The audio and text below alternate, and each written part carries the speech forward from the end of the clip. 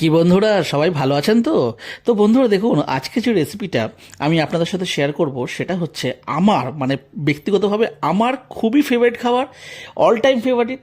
সেটা হচ্ছে ডিম তড়কা। তো বন্ধুরা, ডিম তড়কাটা অল টাইম ফেভারিট হওয়ার কারণ এটা যে ডিম তড়কা সাধারণত রুটি দিয়েই খাওয়া হয়, কিন্তু বন্ধুরা এই ডিম তড়কাই কখনো গরম ভাতের সাথেও খেয়ে দেখবেন, জাস্ট অনবদ্য লাগে। তো চলুন রেসিপিটা শেয়ার করি।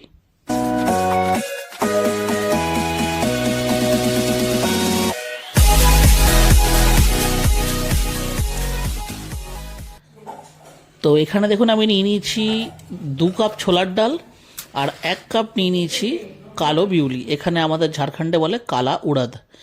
আর এখানে নিয়ে নিয়েছি পেঁয়াজ কুচি, রসুন কুচি, আদা কুচি, আর এটা হচ্ছে লঙ্কা কুচি, আর এই যে টমেটো কুচি। এর পরিমাণটা কিন্তু বন্ধুরা একটু বেশি দিলেই বেটার হয়।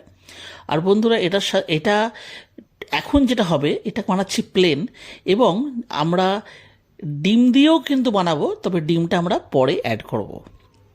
তো প্রথমে যেটা করতে হবে, এই ছোলার ডালের সাথে আর এই কালো বিউলি যেটা আছে এটাকে ভালো করে মিশিয়ে দিতে হবে, এবং প্রথমে এটা নুন হলুদ দিয়ে কুকারে দিয়ে সেদ্ধ করে নিতে হবে।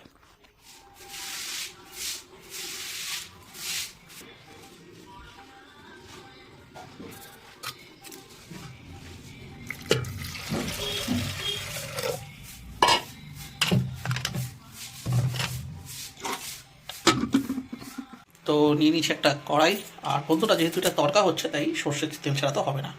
তো নিয়ে নিচ্ছি এখানে সর্ষের তেল।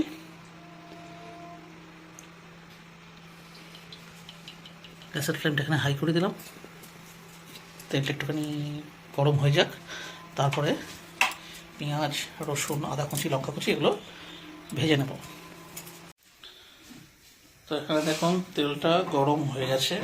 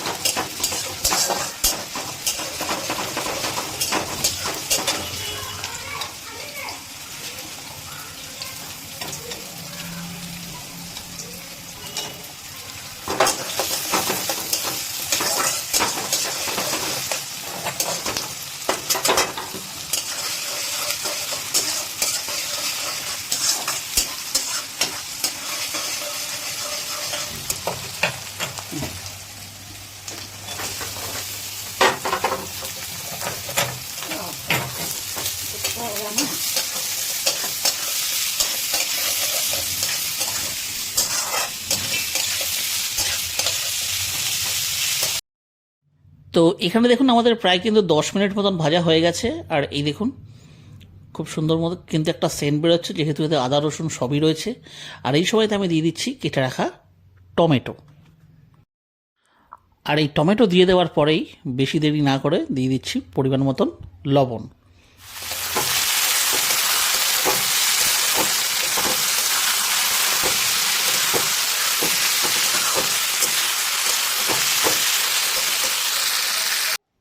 তো এখানে টমেটো দিয়েও প্রায় বেশ কিছুক্ষণ ভাজা হয়ে গেছে। এবার দিয়ে দিচ্ছে এতে হলুদের গুঁড়ো দিয়ে, আর সাথে দেব লাল লঙ্কা গুঁড়ো। এটা কিন্তু ঝাল, এটা কিন্তু কাশ্মীরি লাল লঙ্কার গুঁড়ো নয়, এটা হচ্ছে জাস্ট একটু এক্সট্রা ঝালের জন্য। তো এইখানে দেখুন সমস্তটা কিন্তু আমাদের ভালো করে মিক্স হয়ে গেছে। গ্যাসের ফ্লেমটা স্লো করে দিলাম, আর স্লো করে দেওয়ার পরে দিয়ে দেবো এতে ঢাকা চাপা। বেশিক্ষণ নয়, জাস্ট 5 মিনিটের জন্য। এ দেখুন স্লো ফ্লেমে রয়েছে। তো এখানে আমাদের 5 মিনিট হয়ে গেছে, আর এই দেখুন টমেটোগুলো কিন্তু একদম সফট হয়ে গেছে। এই দেখুন একদম প্রপারভাবে ভাজাটা কিন্তু কমপ্লিট হয়ে গেছে, তেলও ছাড়ছে। তো বন্ধুরা এইখানে এই সময় আমরা চেক করে নেব যে আমরা সেই ডালটা যেটা আমরা সেদ্ধ হতে দিয়েছিলাম সেটা সেদ্ধ হয়েছে কিনা। কারণ এই দেখুন ভাজা কিন্তু আমাদের এখানে একদম রেডি হয়ে গেছে। তো দেখুন এখানে ডালটাও কিন্তু একদম সেদ্ধ হয়ে গেছে, এই দেখুন। তো বন্ধুরা এইবার আমরা নিয়ে নেব আর একটা কড়াই, এবং তাতে দিয়ে দেবো কিছুটা সর্ষের তেল। আর এতে আমরা যখন টোটাল প্রসেসটা রেডি করছিলাম, কিছুটা পেঁয়াজ আমরা কেটে রেখেছিলাম, পেঁয়াজ আর কাঁচা লঙ্কা, সেইটা আমরা দিয়ে দেব এর মধ্যে। কেন না, এটা আমরা বানাবো ডিম তড়কা, তাই ডিমের ভুজিয়াটা একটু ভালো করে আলাদা করে করে তুলে রাখবো।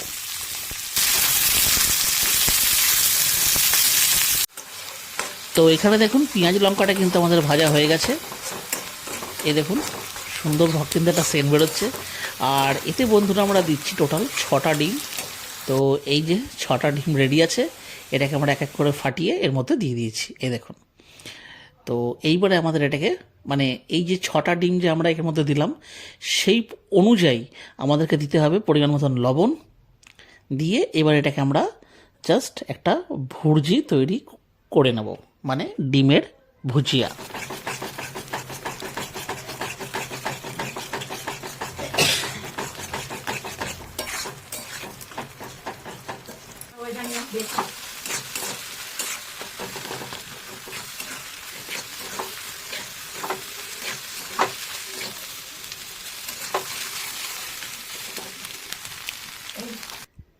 তো দেখুন এখানে আমাদের ডিমের ভুর্জিটা কিন্তু রেডি হয়ে গেছে।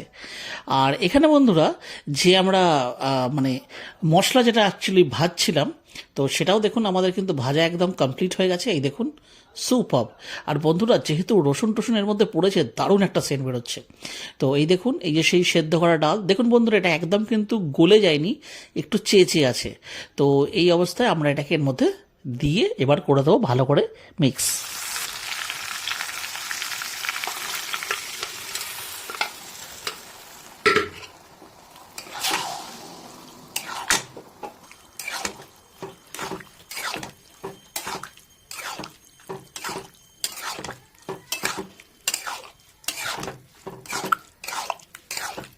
তো দেখুন এটা ভালো করে মিক্স হয়ে গেলে আমরা এতে মিশিয়ে দেবো সামান্য পরিমাণে একটু জল, এবং এটাকে কিছুক্ষণ ফুটতে দিতে হবে।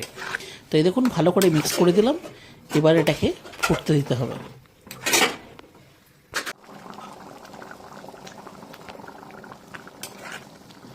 তো দেখুন এটা ফুটতে শুরু করে দিয়েছে। তলা থেকে একটু ভালো করে এটাকে চালিয়ে নিতে হবে যাতে না তলা এটা লেগে যায়।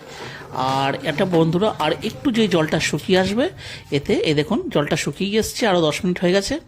আর এই সময়তে এই দেখুন ডিমের যে ভুজিয়াটা ছিল সেটা আমরা উপর থেকে অ্যাড করছি, করে এটা ভালো করে দেবো এটার সাথে মিক্স। এবং বন্ধুরা এটা কিন্তু একটু হালকা হাতেই মিক্স করতে হবে, কারণ ডালটাও কিন্তু ভালোভাবে সেদ্ধ হয়ে গেছে। আর বেশি যদি আরও আমরা মানে এটা যদি আরও বেশি চেপে চেপে যদি চালাই, তাহলে কিন্তু ডালটা একদম গলে যাবে এবং ডিমটাও একদম জাস্ট ম্যাশি হয়ে যাবে।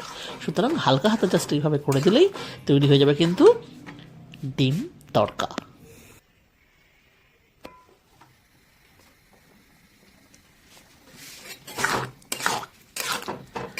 তো দেখুন আমাদের ডিম তড়কা একদম রেডি। আর এখানে আমি গ্যাসের ফ্লেমটা অফ করে দেবো। তো বন্ধুরা যেরকম বললাম, মানে এই রেসিপিটা মানে রুটি দিয়েও খাওয়া যায়, ভাত দিয়েও তো জাস্ট অনবদ্য লাগে। তো বন্ধুরা তাহলে আজকের ভিডিওটা তাহলে আমি এখানে শেষ করছি। যদি আজকের এই রেসিপিটা আপনাদের পছন্দ হয়ে থাকে তাহলে অবশ্যই ভিডিওটিকে একটি লাইক দেবেন। চ্যানেলে যদি কোনো নতুন বন্ধু এসে থাকেন তাহলে অবশ্যই চ্যানেলটিকে সাবস্ক্রাইব করে আমাদের পাশে থাকবেন। তাহলে আবার দেখা হচ্ছে অন্য কোনো ভিডিওতে অন্য কোনো রেসিপির সাথে। তো ওদের পর্যন্ত কিন্তু নিশ্চয়ই ভালো থাকবেন। টাটা।